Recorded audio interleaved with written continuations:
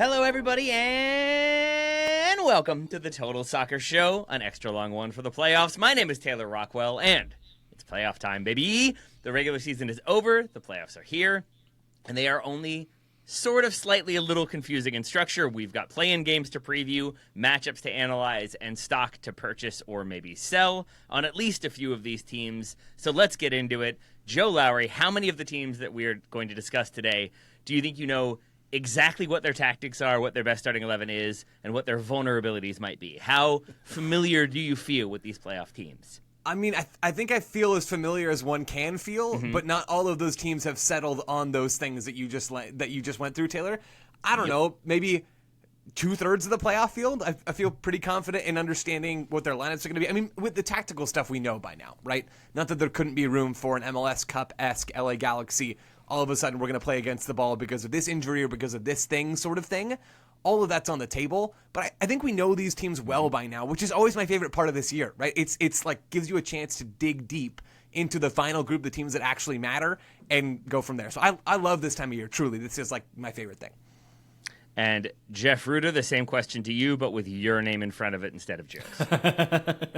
Yeah, I think at this point, we know what the form is, at least, and we know what the best versions of these teams look like. And I think that now we can also project, like, the best version of this team happened so long ago and so many moves have happened that we shouldn't hold out hope that they're going to reach that zenith again. And there are other teams where they've been building to it. Maybe Charlotte with its win streak, maybe that was a better kind of playoff facsimile because it was a lot of one-goal wins and, hustle and grit is as good as any tactic you can draw up sort of stuff at times. But, overall, I think it's the format, this sweet, flawed, beautiful, clumsy, awkward format that MLS is operating for a third consecutive year, where unlike any other time in the world of soccer, you play the same opponent 2 or 3 times in a row, and that's the only team you have to focus on. Yeah. So it's interesting. I think how well the other teams know each other. Is another way to put it. And we're getting several decision day repeats in the playoff matchups as well. So there's could be a 4-game series here that are sort of happening over an elongated period of time. I'm just going to say it. Guys, I've been won over by the round 1 best of 3 format. I like it. I think it's fun. They got you. The problem with it is not the format itself. The problem with it is how the format has to be broken up by the international calendar, which is then a problem with the format itself. But when MLS inevitably moves their schedule, which is seemingly going to happen in the next few years, I will look forward to it being May and us getting these same sorts of matchups. I like the series thing, man. Like you can't at this stage not sell me on a best of 3 hell is real roundup in round 1. Like it's fun. I have a good time with these things. I think it does let rivalries build. I think it's interesting for tactical reasons as well. I don't think the format, Taylor, to what you said, is especially complicated. I think we know it pretty well at this stage, and I'm having a good time. So it's the 2 play-in games that leads to round 1, where it's a best of 3 series, where we then have a break, and then we come back to single elimination, culminating in a neutral site final that isn't a neutral site because it's whichever team is better at the end of the season. Yeah, you were right on everything but the neutral site thing, which is wrong. But the rest of it was really good. I thought that was really helpful. It should be a neutral site, though. That's what I would say. You're right. It's not that confusing. I still think a uniformity in structure would be ideal, but I hear you as to why they have to go this route. I hope they do end up adjusting it a little bit. If they were to do so, Joe, do you want best of 3 all the way to the final? Maybe not in the final. Maybe that's just the one game. Although best of 3 in the final could be fun in its own way. Yeah, MLS is listening, first of all. I don't know if I'm encouraging them to expand even more into the soccer calendar, but I do think, genuinely, the best of 3 series thing is compelling. Like, I think it builds good narratives. I think it builds good stories. It has sort of shaped how I think about rivalries, even over the last couple of seasons, where the LA Galaxy just come out and stomp the Colorado Rapids in the first round. And don't think that didn't create some bad blood. They beat Minnesota United. Minnesota United clapping back at the LA Galaxy after Minnesota beat them earlier this year. Like, it does create the thing that we talk about MLS needing more of, which is stories and, reasons to watch the league. And I think round 1, actually, in this best of 3 series has done more for that than most things that MLS has tried. I don't know that I would extend that all the way to best of 3s up to MLS Cup and have that be single elimination. But am I morally opposed to that? I don't think so. What are you morally opposed to, Joe? You've Best opened of the 3 door MLS now. Cup final. Best of 3 MLS Cup final. Don't do it. Not allowed. Doesn't sit right with me. All right. Fair enough. All right. Let's talk playoffs. Then I'm going to put us on a clock here because we have between 10 and 400 games to be discussed. So we're going to go 4-minute timer. We'll see how much we observe that timer's hard line. But clock is about to start. Let's get to the wild card games. Joe, let's talk Chicago-Orlando, shall we? Yeah, let's do, because this is the far more fun wildcard game because the West Joe, is just the let's East talk uglier Portland cousin. RSL Nope, too late. first. Too late. Time's already started. Can't deviate now. right. I'm stoked for this game on Wednesday. So this will be in Chicago. Orlando are traveling on the road. Orlando on decision day fell all the way down to the 9 seed. Columbus escaped having to be in the wildcard game, and there was a bit of drama there. These are two high-octane teams. The Chicago Fire have Philip Zinkernagel, who we talked about as being sort of the natural runner-up to the Newcomer of the Year award on last week's show. He has been one of the 10 best attacking players in MLS this year on the right wing. And Orlando have a ton of attacking juice, which we're going to see even more of because they don't have a ton of defensive juice right now. Robin Janssen, their best center back, has been out injured. Cesar Araujo is not fully fit. He comes off the bench on decision day. They don't have Orlando a full-strength team. Chicago don't quite either, but they're certainly closer. I think there should be goals in this game. Greg Berhalter's team has not approached things in a boring, pragmatic way all year long, and Orlando have sort of had to become this more dynamic attacking team. Both of these, I think, are top 10 teams based off of non-penalty expected goals. I think this game is going to rule. It'll really depend on what version of Martino Ojeda shows up, I think, because I think that there have been times during this recent stretch for Orlando where he's been a little too selfless to a fault, and I think that it has cost Orlando points. You look at Orlando over the last 7 games, they have 1 win, and then they have 3 draws and 3 defeats. You look at Chicago, they have 4 wins in their last 7. So there is going to be some like genuine momentum coming into this as well as 2-game winning streak, 2-game losing streak between Chicago and Orlando, respectively. Chicago can't play pragmatic. They don't have the midfield bodies for it. They don't have the depth of defending and the organization of defending necessary to be able to do so. But I think that only enhances Chicago's chances of advancing to the next best of 3 first round over Orlando, because I think that they will be fully emboldened to dictate the tempo of proceedings. And that plays very well to their strengths. Yeah. So, I totally agree with you. I think this is the far more fun matchup, but part of that is a byproduct of how the conferences broke down this year. All of 9 teams that qualified for the playoffs in the Eastern Conference had at least 1.5 points per game. 9 seed in the West had 1.2. So they're just better teams. They claim more points than they dropped. Yeah. What makes this game end up being like the more entertaining? If it does end up going that way, what happens? Is it one player thriving? Is it both teams kind of going for it? Is it a little bit of both? What do we have? There's just more talent between these two teams than there is between Portland and RSL. Like there are real quality players on this. And Jeff, I love that point you made about the points per game thing. Orlando City finished this season with 53 points. It was a good season. I mean, on points in MLS, that is a good season point total. That would put them as the 6th seed in the. I think, right? Yeah, absolutely. This year they'd be 6th in the West, like automatic playoff spot. We're not even worrying about Orlando at this stage. Chicago also would be in the automatic playoff spots over in the Western Conference. I think that alone sort of answers your question, Taylor. These are just better teams, like in a different season where these teams have the same season, but the things around them are different. These are automatic playoff teams that we're thinking about in a very different way and wondering, can they make a run to MLS Cup? Not can they break out of the wild card game? One note on Chicago. I think this is interesting. I didn't expect them to be as consensus favorites in this game as they are. I have not seen a single person, myself included, by the way, predict against the Fire in this game, which I think is a little bit crazy because Orlando very much have a chance here. Like, yes, I know they're not at full strength. They have players. Like, they have real attacking difference makers in Ojeda, in Marco Pasalic, in their strikers, in Alex Freeman, who's one of the best transition players in all of Major League Soccer, and Orlando will have a chance to transition in this game. I think Freeman has racked up more fast break expected goals, according to ASA, than all but like 23 or 24 other players at any position in Major League Soccer, and he plays as a right back. So Orlando are going to be in this game. I know they're not in good form. I know Chicago are. But they're going to have a chance. And for the Fire, their defense has improved, which I think is going to make this matchup even more interesting. Orlando's attack is legit. That's going to have to carry them, I think, in this game. Chicago's defense for most of the year was no good, where they were 27th in MLS up until about 5 games ago, and non-penalty expected goals allowed. And then Berhalter shifts to that back 3 that we've talked about on the show before. Over the last 5 games of the season, they're 10th in that same metric. They've improved drastically. Will it be enough? I don't know, but I am juiced for this game. Do we have a prediction for each of you before we keep it moving? Chicago 3-1. Chicago, no scoreline, because that's just fine. a dog. That's fine. I'll take your winners. That works for me. Cowards. Let's go to the one Joe's most excited to talk about. Portland and RSL. I'm going to start the clock in just a moment. Joe, can you give me an abbreviated summary, as you just did for Chicago and Orlando, when it comes to these two teams, or either of these teams? You could leave the other one for Jeff if you so choose. Yeah, I guess I'll take Portland. Portland, they've had a talent bleed really this year, and that has been a big concern for them. They lost Evander because of personality clashes. It certainly seems like over the offseason. He moves to Cincinnati. They replace him with David Acosta, who's not been very good this year. I think he's got 8 non-penalty goal contributions, David Acosta, which is not what you want from your $6 million number 10 at all. Now, I know Evander's first year in Portland, by the way, was not a barn burner either, but you certainly hope for more from DaCosta. And then they finally bring in a replacement sort of for Jonathan Rodriguez, who was out for the season, and Christopher Velda. And he's been fun, and I think pretty good. But Neville has not figured out how to play those guys together, how to maximize them both. DaCosta's been benched as recently as last month. I think that kind of tells you what you need to know about Portland right now, where they have some talent, but it doesn't all seem to fit together, and the talent they do have is far from elite. Finn Sermon, their best center back, suffered a little injury while on international break with New Zealand.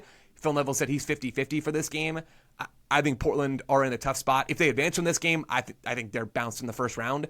If they don't end up making out of this game, that would not surprise me either. Jeff, RSL?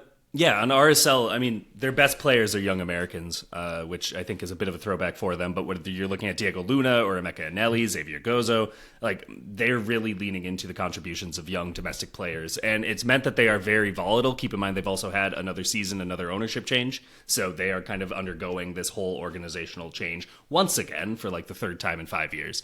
And it just isn't looking as convincing as it has the past few years under Pablo Mastroeni. Now, granted, they did pick up a couple of crucial wins to get them into the spot. They were able to beat Austin and Colorado to hold stride with Austin in the playoff chase, and then to basically overtake Colorado ultimately because they were tied on points, but they did have that win tiebreaker while also getting the Rocky Mountain Cup, of course.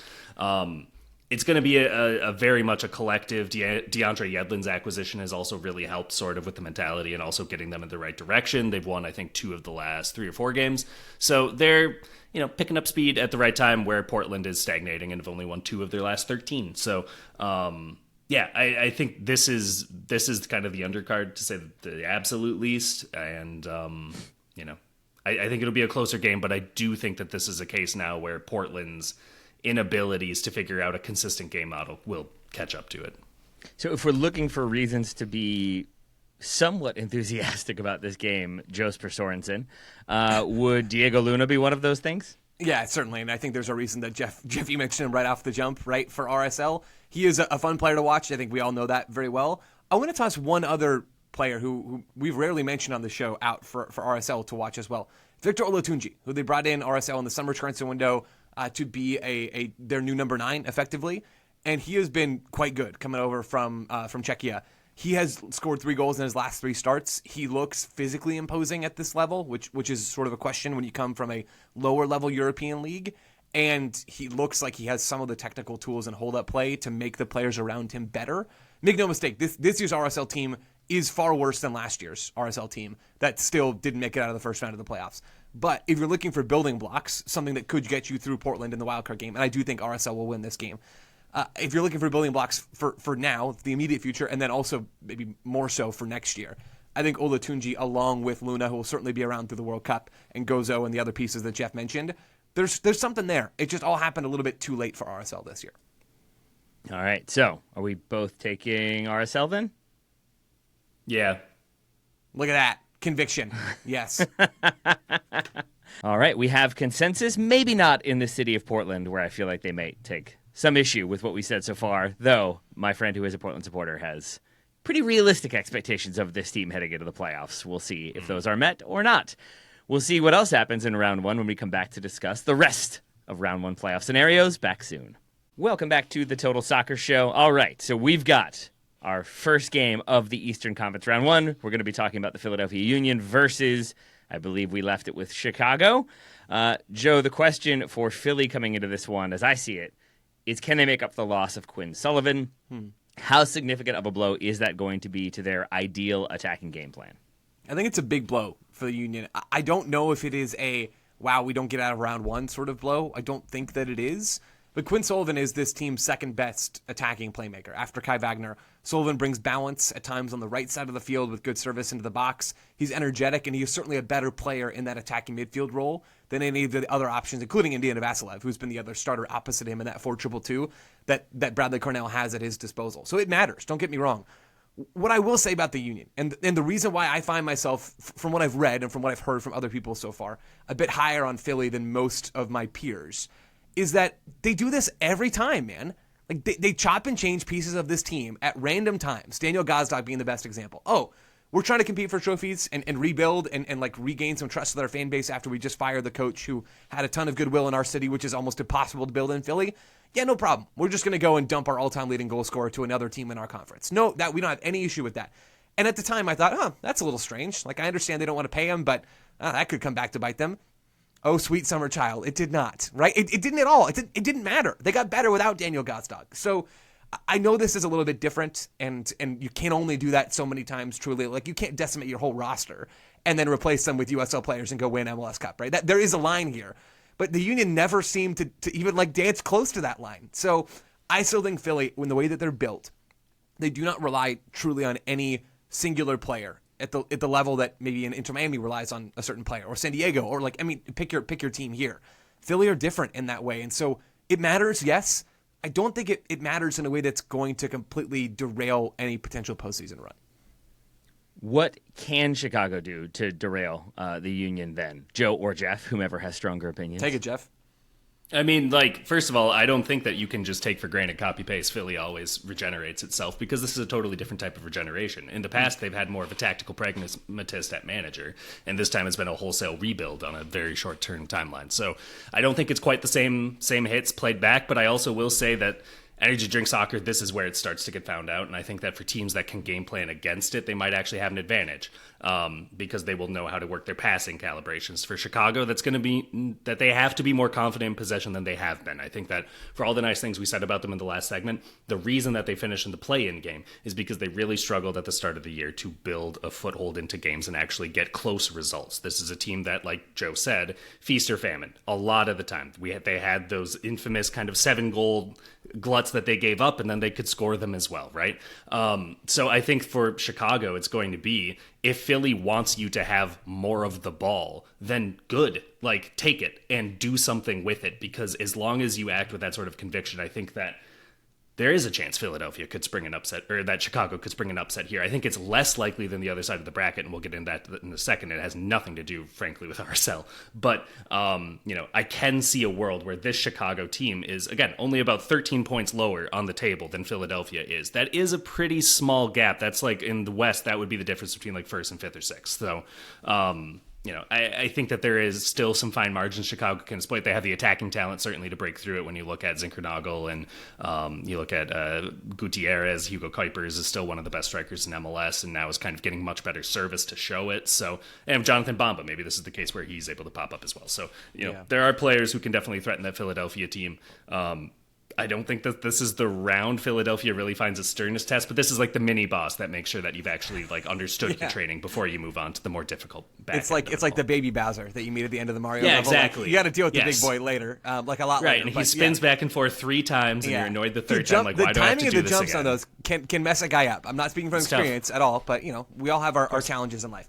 I will say, I think your response on the Sullivan thing is interesting, Jeff, and I think there is something to the idea. Oh, I heard a timer. I think there's something to the idea of Cornell's style, which is directed by Tanner Wright, and them not wanting to back off from that, which means there could be a point at which they find or are found out a little bit because they won't deviate.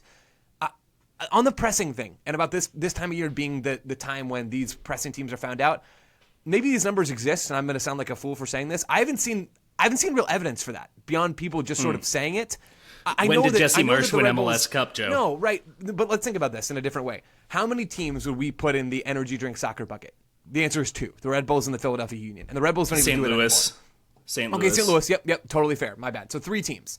St. Louis have been in the playoffs once. The Red Bulls were really good in the regular season. I grant that they didn't go on and win MLS Cup under March.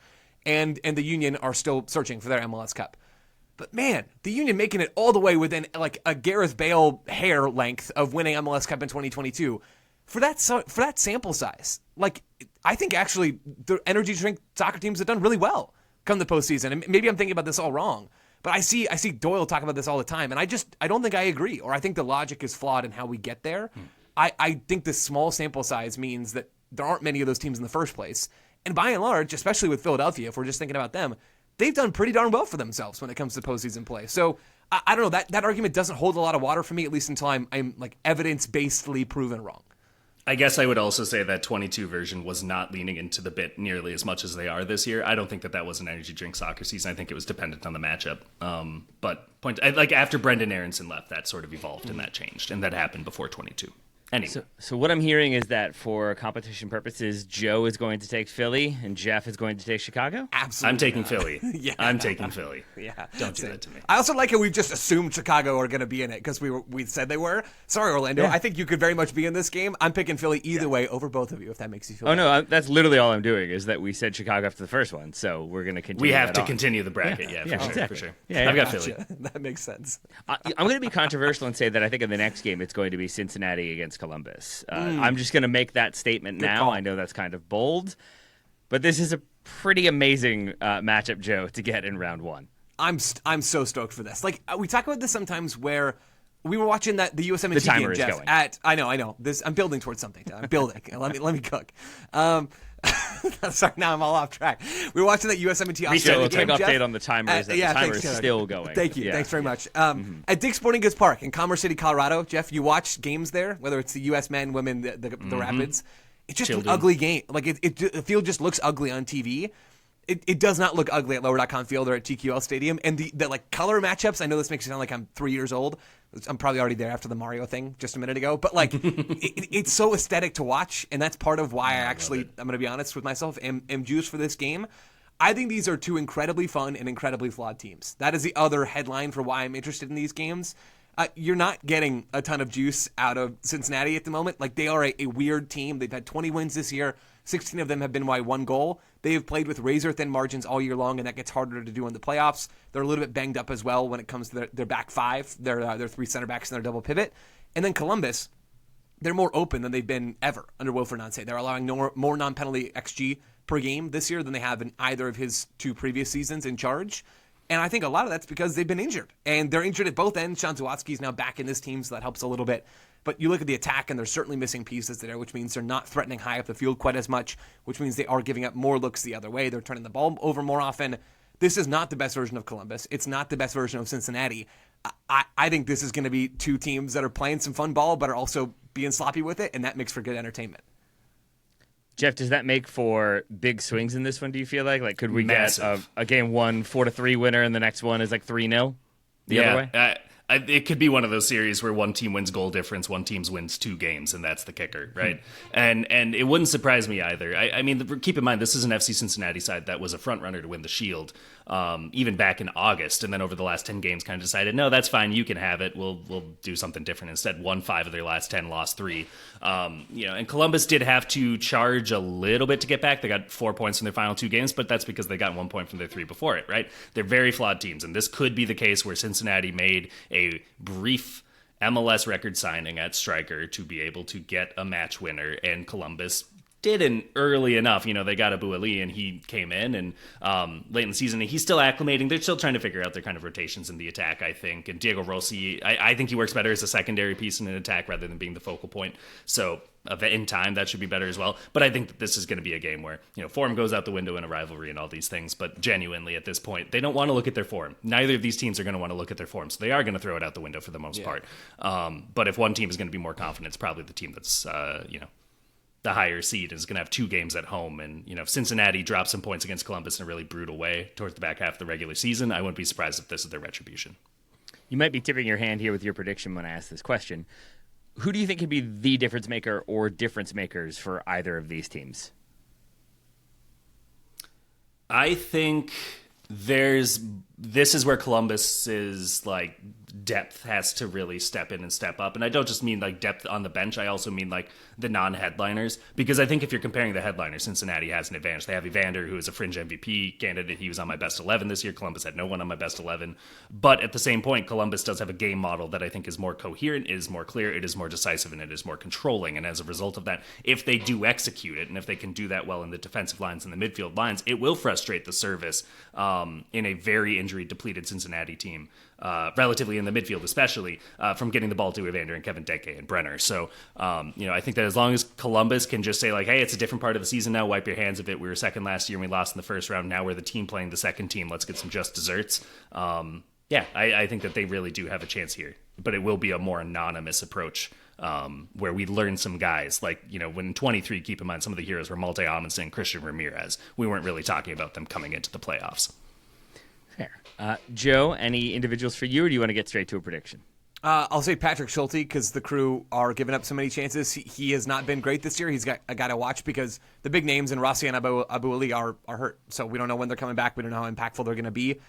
Safe bet is not going to be very impactful in this round one series. My prediction is Cincinnati, solely because they have that second home game if it does in fact get to game 3. Jeff? That's exactly it. And it's a fine margin series. I think at full strength, this Columbus team could still take on the Cincinnati. I just think that the series came a little bit too early for where they're at in their recoveries. Yep. Let's move to number 3, Miami versus 6 seed Nashville. Joe, I'm going to break MLS protocol by asking you a question about Nashville first instead of Inter Miami. I know how blasphemous that might seem. Yeah. Miami conceded more goals than any other playoff team aside from Chicago and Dallas. I love that caveat there. I learned that from Backheeled. Nicely done. Hey. If BJ Callahan calls you, Joe Lowry, and wants to compare notes, how are you advising him to take down Miami, given that they do tend to concede some goals, but also are very capable of scoring quite a few as well? I'm advising him to hang up and call somebody else first and foremost. That's not allowed.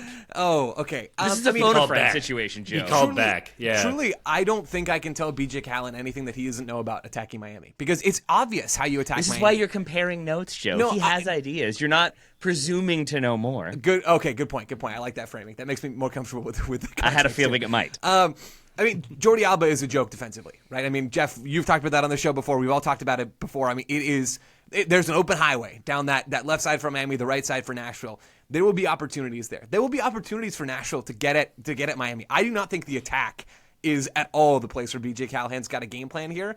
I think it's the defensive side, which in some ways is a fool's errand, because Miami score goals for fun when they want to, but you have to be as prepared to be as cohesive as possible in your shape. And the big buzzword that I think about when you're playing Miami is being compact, right? You can press Miami and try to take advantage of that thing we talked about with San Diego, where their lowest paid players are in the back and their highest paid players are up top, which is how it works in MLS by and large. Go and press them and force turnovers. You can do that because Miami aren't really a threat to beat you in behind. That's an option. But if you go, you best be compact, because you already know the greatest player of all time is between the lines.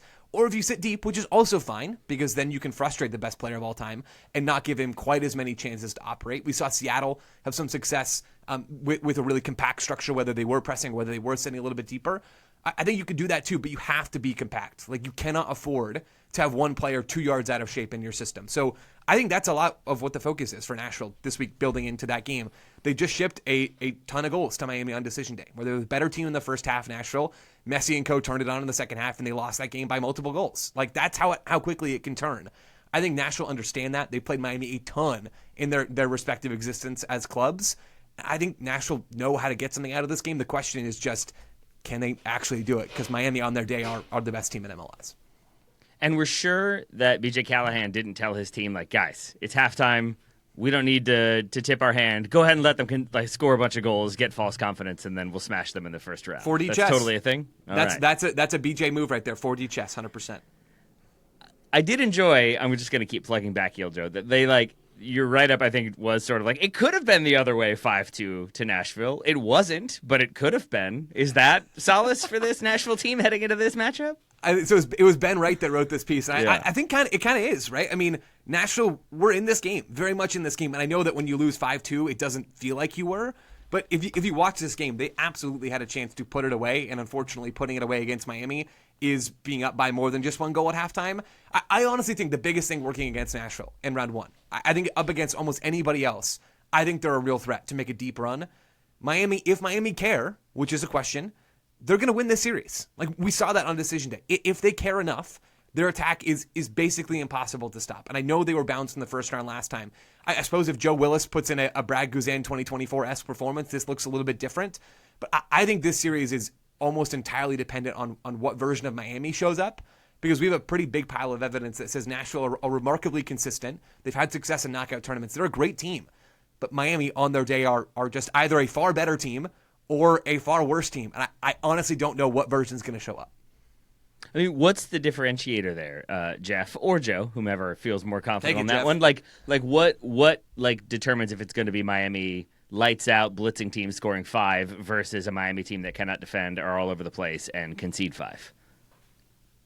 I guess it's just kind of a matter of how entirely reliant are they on Lionel Messi that day, and also how is Messi feeling that day, and how effective is Messi being that day, and how is the opponent marking Messi that day. It's as simple as that. Like, I wish that there was something more, kind of detailed and robust about it. Like, you look even at just like, okay, how does Rodrigo de Paul play? Because that was supposed to be such a big acquisition along the lines of Son Heung-min and Thomas Muller, and he just hasn't made that sort of, like, maybe he's raised the floor a little bit to his credit over some of the midfielders whose minutes he's eating right now, but he hasn't necessarily been that sort of like ever present. He's showing up in the final third, or he's doing all these other actions that make it so like they get more of those touches and chances downhill running that they always want to create. So I think for Nashville, it is going to be a matter of frustrate Messi. And they've done a really bad job at doing that. Their expansion rivals, obviously. Nashville won 4 of the first 8 matchups, and I think they drew 2 or 3 of them. So they were a clear advantage. Once Messi came in, they haven't won any of the 7 matchups between these 2 teams. So this is going to be a very difficult one for them to overcome. But if they can get their heads right, if they can get rotations better. We haven't talked about like their midfield terribly much. Like, I think usually they're the attack and the defense, but I think, again, if their midfield can really help keep the tempo of a game and the pressure of a game down a little bit more, that's going to do Nashville a lot of good going into this series. Predicted winner? Predict a team to get out of this group? Out of this group. Nope. Out of this tie. There we go. Nailed it. Miami for me. Miami in 3. Miami in 3. Joe? Yeah. Sure. That sounds good. All right, Nashville's getting 1 in there. Maybe 2. We'll see. Final one of the East, Charlotte versus NYCFC. The big question, Jeff, how big of a loss will Wilfred Zaha be for that first game of the series? Should Charlotte adjust their approach given his suspension? They will probably need to, I think, because he's just such a high-volume touch sort of guy. And I think that their attack worked a lot better once Patrick Achimeng left and they brought in Toklamati, who was more of an off-ball sort of striker rather than what Achimeng wanted to do, which was carry the ball more. And I think it freed up Zaha to have more of the ball in transition earlier in the field. They were working up the left flank where there's maybe more space, so their progression moved a bit quicker than the central channel where he's weaving through, defenders and midfielders and whatever. So it's going to need to be a little bit more of the collective again. And I think that the good news is they do have some depth. Kerwin Vargas was once seen as one of the top young players in this league, right? I think he was a fringe 22 under 22 sort of guy, and he popped up this year, I think 6 goals in MLS or all comps, and it's solid. But I think ultimately it is going to be an uglier game model, and I think it is going to be a slower game model. I think that that's going to cater to New York City, and I think, frankly, if you are... We've talked about some really good teams already in this episode, by the way, from the Eastern Conference who finished below these 2 teams. And I think now they'll look at this matchup and kind of kick themselves because this was a chance where an Orlando or a Nashville or a Chicago or a Columbus indeed could have justified their presence here. But I think that they left that door open enough and there was just so little separating them that Charlotte and New York City were just more consistent. And at the end of the day, that's how you get in the playoffs at this point. For New York City, then that's going to be leaning into what has been working. And that is going to be getting the ball to wide areas to create and to progress with your midfield and to get Alonso Martinez the ball in dangerous areas. I think it's going to be, I think this is maybe the ugliest of the we know the matchup for the best of 3 rounds. Of course, 1v8 could be, but of the other ones, I think this is the one where maybe there's going to be the least space available, if that makes sense. And so, can you dive deeper into that a little bit? What makes it ugly? Is it just long balls? Is it just kicking long? Is it maybe no one wants to keep possession? What makes this seem like it's going to be less aesthetically pleasing? I think it's going to be ugly. Just these are 2 teams that don't know how to play close. These aren't teams that wanted to get ties. These are the two teams in the Eastern Conference playoffs with the fewest ties, 2 for Charlotte and 5 for New York. And ultimately, it shows fallibility, of course, and that you're leaking goals, but you're also not really continuing to build momentum into games. It's a lot of short decisions, I guess, when I'm just looking at how the teams progress the ball, I guess is maybe another way to put it. Of the playoff teams, both New York City and Charlotte are 2 of the teams that put the fewest percent of their possessions into the final third. This is not a group of teams that really does like to proactively tilt the field, so to speak. I think that they're more comfortable with keeping the ball in the mid block or a low block and kind of circulating possession until they can create space for a more of a sort of like a transition moment, a possession generated transition. And so when that's the case and both teams are trying to do that, and you take away Wilfried Zaha, who's maybe the one player who is best equipped to sort of just like do something dazzling in this first matchup, I think it does make it a little bit tougher aesthetically. Joe, a question about New York for you. They don't create many shots. They're the only playoff team to score fewer than 50 goals. If Alonso Martinez stubs his toe or something, should they just forfeit? Yeah, pretty much. Or maybe in a round 2 scenario, conference semis, you forfeit because I do think Charlotte are imminently beatable at the moment.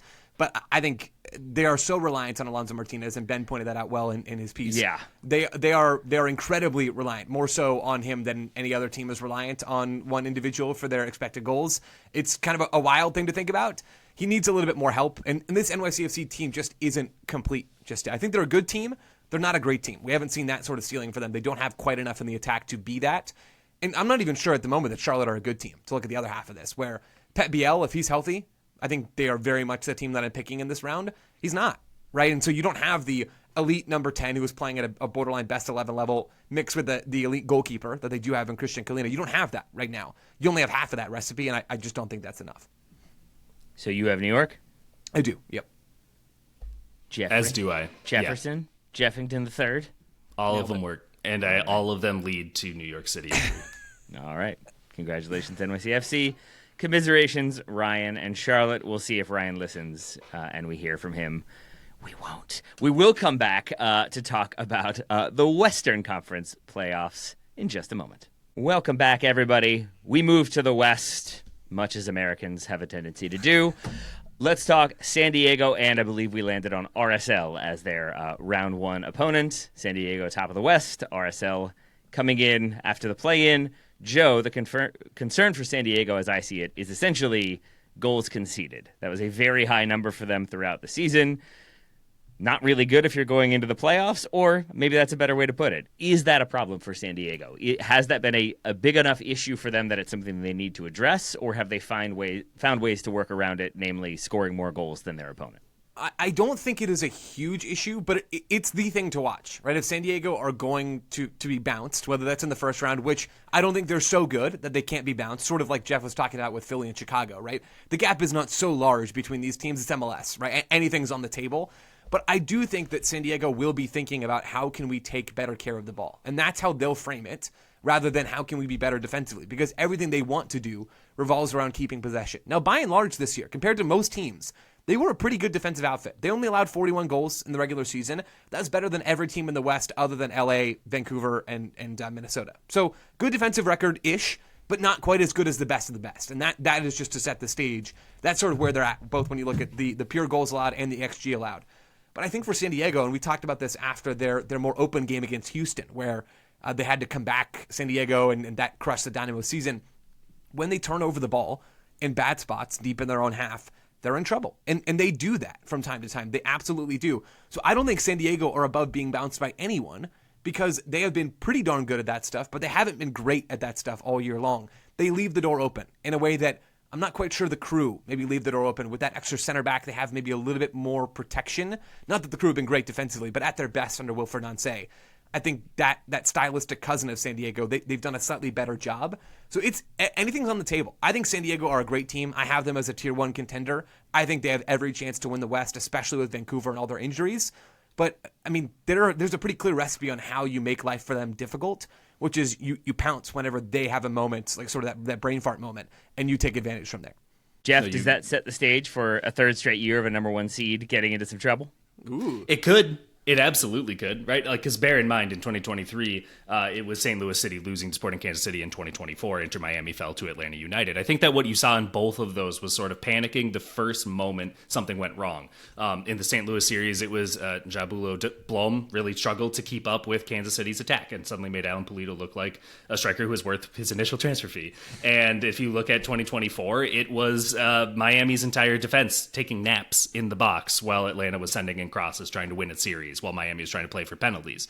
And I think that when you look this year, San Diego just needs to trust what's been working for them, because I think that unlike Miami and St. Louis in the past, they have a game model where they predicate even more of how every action in a game goes than Miami was doing last year. I think that they like to choreograph how games will look so that they can confidently project what they will need to do to get results. So I do think that they have an Achilles heel. I think that of the 5 contenders in the West, it is as big as Minnesota's Achilles heel, and we'll get into that in a bit, as the biggest Achilles heel of the group. So I think that they will still run into issues, which is to say against like seeds, let's say 2, 3, 4. But ultimately, when you look at this matchup, they should view this as a way to really buckle down, like Joe said, cut out those turnovers in risky areas, get back into that sort of flow state that was working so well for them throughout the spring and summer, and just really set themselves up for momentum heading into the final 1, 2, or 3 games for them at the other side of the first round.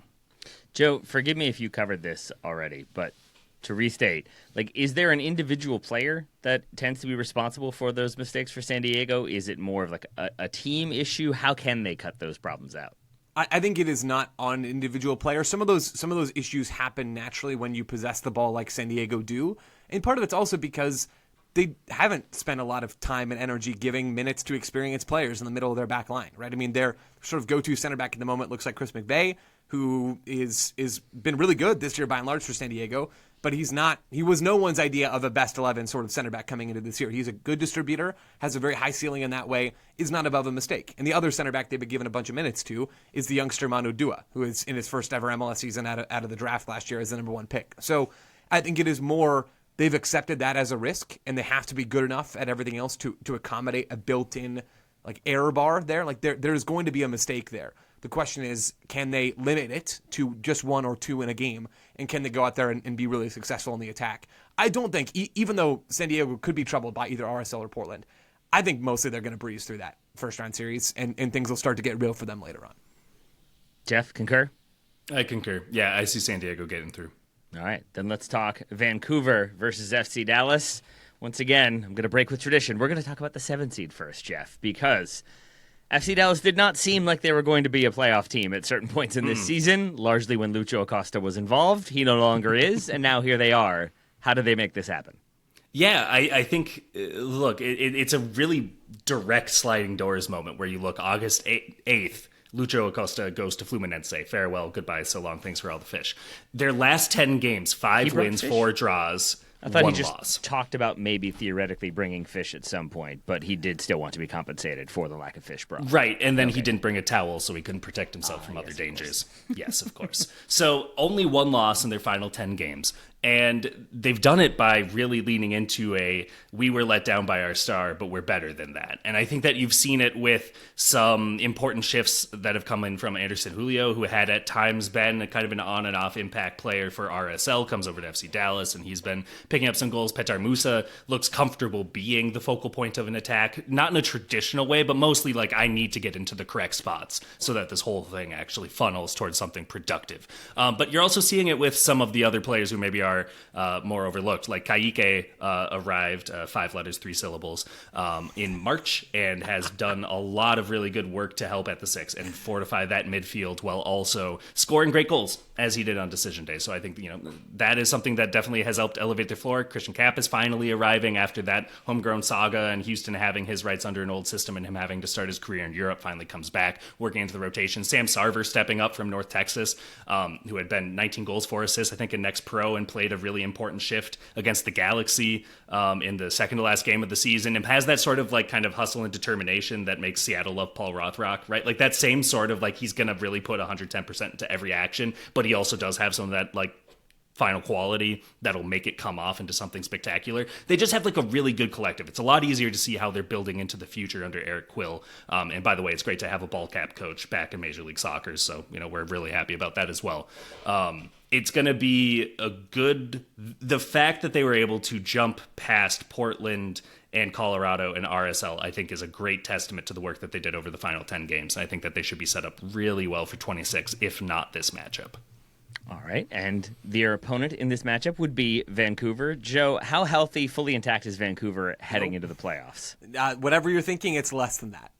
There are a lot of reasons for concern for Vancouver right now, which can be offset by the fact that they've dealt with a lot of games all year long. Like, they've played more games than anybody but Miami this year. So they have been fairly durable, even with all these injuries. The concern for Vancouver is that their center back stuff just keeps getting worse and worse, where Veselinovic goes down, Blackman goes down, then they sign 2 center backs in the summer window. Those guys go down. Still haven't seen a single minute from either one of them.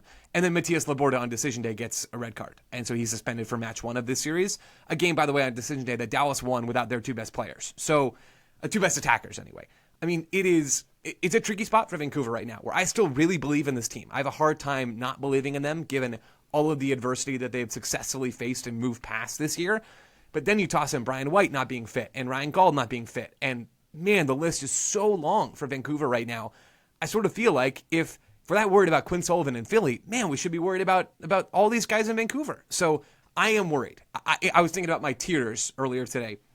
Vancouver, because of all these injuries, they're knocked down to like a second-tier team. I think they will get past Dallas, but I'm starting to become skeptical of what they will do in the postseason, because you're only playing the mostly good teams. I mean, in the West, it's not quite that simple, but you're mostly playing the good teams, and I just honestly do not know if Vancouver can hold up.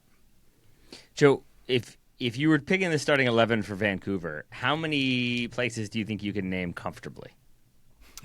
Probably like 8 of them. Like Takioka in goal. It would be Johnson and Ocampo as the 2 outside backs. They've got Hal Booney as one of the center backs. Probably be Ralph Priso next to him, because that's what we've seen. He's a D mid. It'll be Berhalter and Kubas, and then Muller as the 10.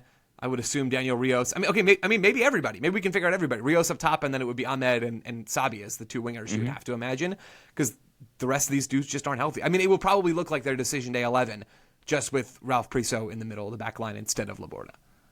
So it's not a matter of not knowing who's going to play and not knowing how you make up for some of these injuries and absences. It's more so just that the guys doing that probably not functioning at that same level. Yeah, it's like, man, ultimately, do I think if Vancouver, or maybe when Vancouver get out of this first stretch against Dallas, do I think they can hang against better teams with Laborda and Halbouni backline? Like, no, not really. And that, I think, is where my issue with Vancouver lies at the moment. Given those squad limitations, Jeff, given that Dallas are the 7th seed, do we think that they're just going to make this just kind of miserable and try to basically frustrate Vancouver and hit on the break or get a set piece and sneak their way on through? Yeah, because they have a striker who is probably a better striker to scale for MLS than the center backs of Vancouver. So I think that they will feel very confident that Petar Musa can sneak them 2 goals even per game, possibly, if they get the calibrations and the balance right? And so that's where, like, their momentum is such a fickle thing in soccer, because every matchup is so different, and it is a momentum generating sport where each action leads to the next one. So like momentum of 5 weeks ago has nothing to do with how the ball is rolling. But at the same point, I think that when you look at injuries, lineup consistency, players playing in the same spot over and over again, I think that's where Dallas will look and say, hey, we have an opportunity here and we do have something stronger. I still think it's going to be Vancouver. I'll give it a 3rd game. I think that Dallas can come in and do a surprise. I actually think it's more likely Dallas maybe wins game 1 than game 2 at home. But yeah. Overall, I think it's a good matchup, and again, it's a credit and a testament to the work that's been done in Dallas since letting go of Lucho Acosta. Joseph Sorensen, I don't know if you can have that name and pick Dallas. Oh, I'm picking Vancouver. Don't you worry. I'm worried about them later, just not. I mean, still a little worried about them now, soon. But not so much. Yeah. Next one, we got 2 remaining. LAFC versus Austin. Let's stick with Austin because it's always fun to talk about the lower seed coming in. What do you think is the most likely approach for them? My assumption is that it's going to be a bunkered approach, Joe, against a team that maybe don't like to break down a bunker. Yeah, 100%. I mean, so to peel back the curtain slightly, we were talking about before we started recording, man, LAFC have so much talent. I think this is going to be a really lopsided series. And Taylor, you very correctly raised the point. Well, if Austin liked to sit deep, and that is the one thing that LAFC is not very good at, which is passing the ball through a low block, could that not give them some trouble? Yeah, you're 100% right. Like that is the approach for Nico Estevez. There is no other approach. He would be foolish, and he is no fool, Nico Estevez, to change that. That's been Austin's MO for most of the season, and it should be their MO even harder against LAFC. Because LAFC, you go and you look at how they play. They do dominate the ball. I know we always talk about Toronto as being like this transition coach, doesn't like to have the ball. It's not really true, right? He likes to have control of games, is what he likes. And he doesn't set up his team. Exactly. He doesn't set up his team to be an elite possession outfit when it comes to his lineups, nor his tactical approaches. But in general, LAFC had 52% of the ball this year. Like in MLS, that's a lot of possession. So LAFC like to have the ball. But the question is, how do they actually operate with it against a low block? And this year, they have not been very good at doing that stuff. They are, looking at it compared to everybody else in MLS, they're second in MLS in passes into the final third. They're only 12th in passes into the box. So they're camped out in the final third all the time, but they don't do a good job of actually accessing the most dangerous areas inside the 18. And that's what Austin loved to see, right? They want to invite passes into the final third, but then they're going to set up shop and make it difficult to break into their box and go and attack and transition on their end, and going to make life difficult for LAFC. I think LAFC are still too well-rounded, whether it's on set pieces, whether it's their defensive transition play, which they'll be in that phase plenty, or when it comes to Son and Bouanga figuring something out, in italics there. Like that all can happen. LAFC are too good, I think, to fall in this game, but Austin have the approach that could give them a lot of trouble. In a weird way, I know that they could be looking at a game against Seattle in the next round. I kind of think things might get a little easier, at least through that lens, for LAFC if they get past Austin. Joe, that's very, very close. Too good to fall to too big to fail. I'm not sure if I love how close those two things are. Too good to lose to Austin, who are bad? Is that better? Perhaps. That is better. That is Nice. better. Is there a player that either of you trust the most to break down that bunkered opponent, to find a way through, to dribble through, to get the goal? Is it Bouanga? Is it Son? Is it nobody else? It's both. I don't know, man. Which one's available in that specific run? I mean, like, Joe absolutely nailed my biggest issue with LAFC, which is to go back to something that I kind of clumsily mentioned in segment one, where about like what percentage of possessions are entering the box for these MLS teams. Only 3 teams send a lower percentage of their possessions, of like each possession. So every time your team has the ball before they turn it over, that's one possession, right?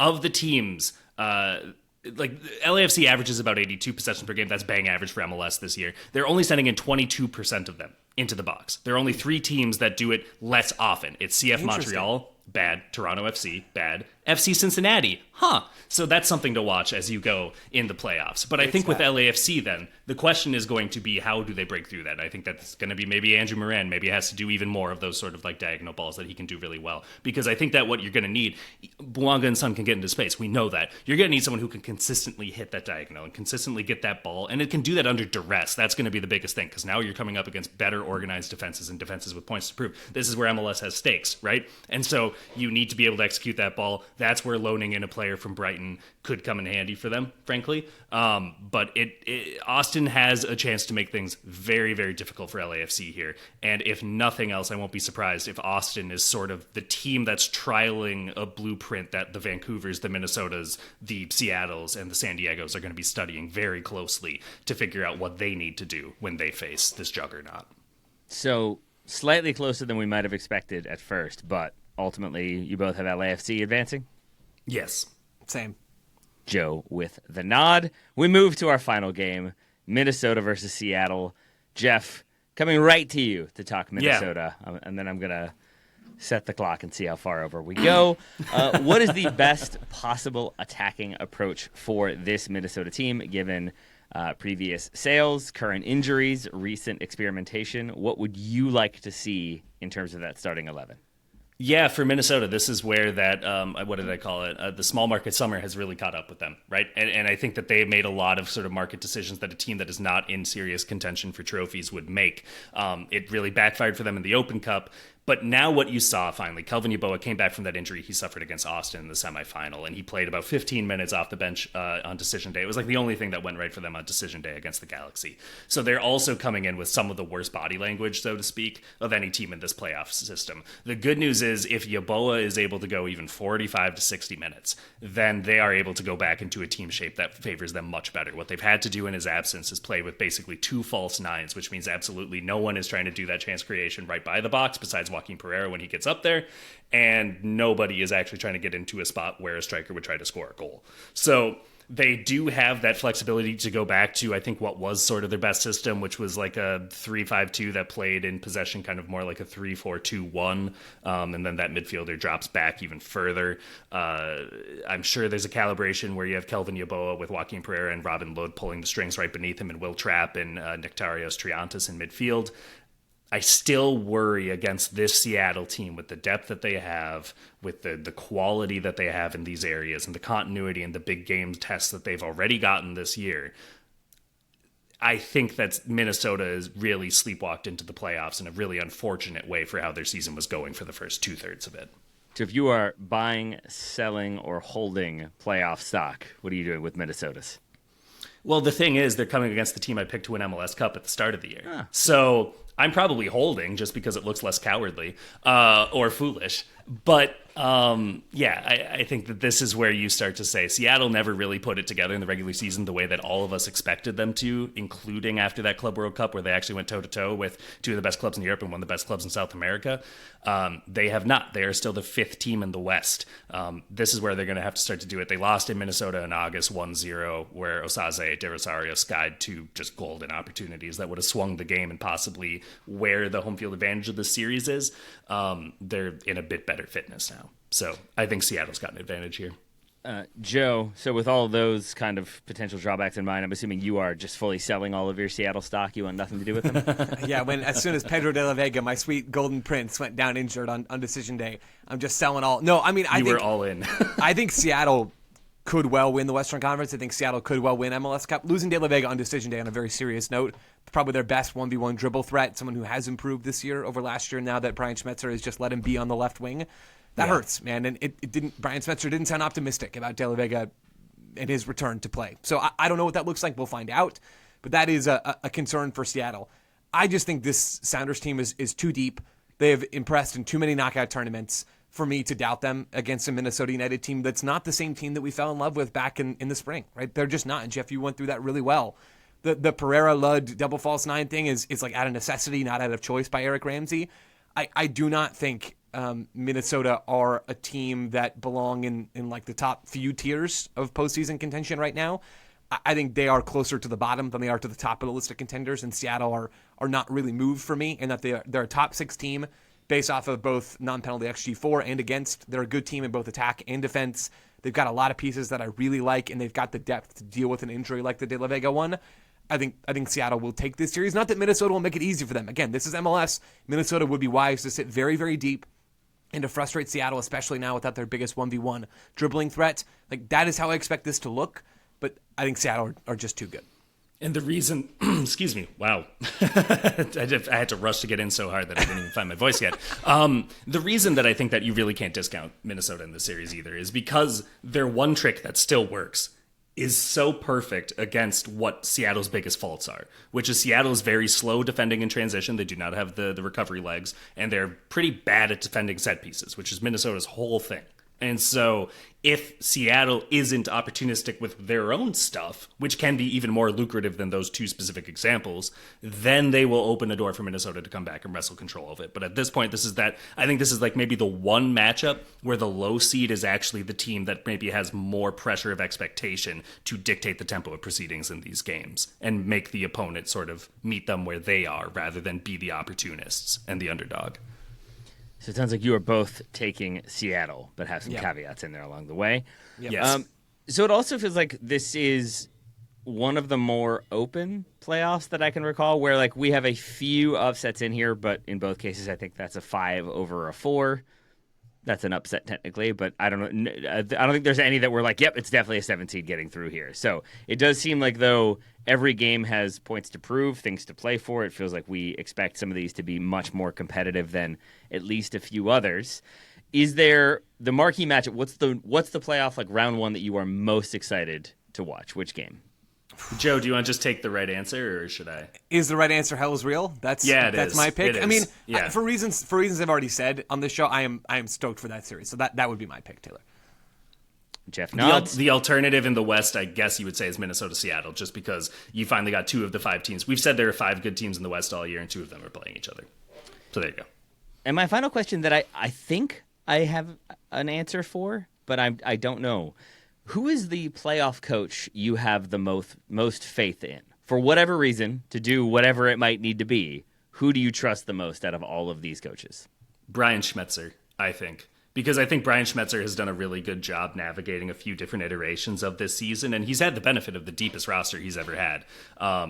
I was talking about this with Jeremiah Oshan on Nos Adietes this week ahead of the series, and I would agree with Jeremiah's assessment. This might be some of Schmetzer's finest work over his first decade of the MLS iteration of the Seattle Sounders, coaching them, that is.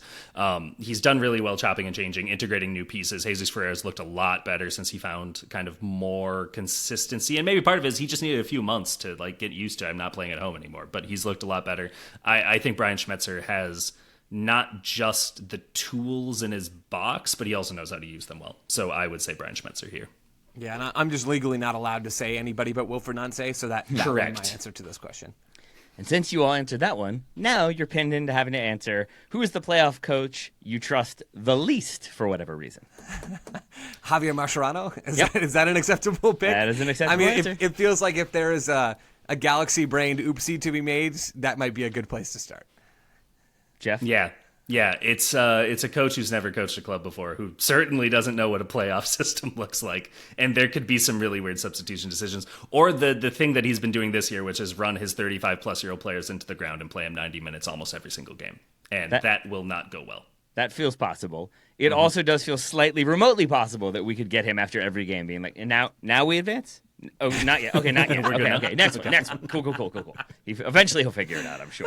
Well, gentlemen, thank you both for running through all of these games more or less on a timer. We've gone long, but we knew that would happen because 10 games to discuss, plus other questions peppered in along the way, somewhat by me. I think you both did a lovely job. Thank you, Jeff Reuter, for all of your efforts today. Of course, and efforts they were. And Joe Spur, lovely naming, lovely work by you as always, my friend. Hey, thanks, Taylor. Listeners, we hope you enjoy some playoff action. We will be back tomorrow to discuss some USMNT.